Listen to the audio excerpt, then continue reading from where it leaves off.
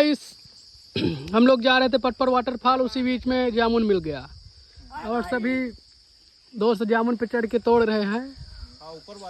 हम लोग अब जामुन तोड़ चुके हैं। देखिए अब से भैया एक पन्नी भरे हैं। सभी टीमें तैयार हो चुकी है। देखिए सारे बच्चे मिलके जामुन तोड़े। पक्के की भी दुकान है, जिसको पक्का लेना होगा तो पटपर वाटरफॉल जाएंगे, उधर ही उससे पहले पक्का मिलेगा इस ढलान के नीचे। तो जैसा कि दोस्तों हम लोग जामुन खाने के बाद सीधे पाटलेश्वर महादेव मंदिर पे आ चुके हैं।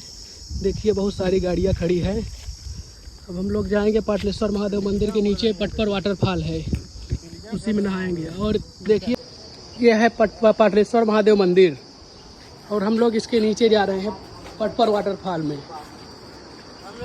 महादेव मंदिर के नीचे पटपर वाटरफॉल आ चुके हैं। हमारी टीमें तैयार है, अब उड़ाएंगी गर्दा रही है। यहाँ पे लोग आए तो सावधानियां से इस तरफ नहाएं। बड़ी मजा आएगा।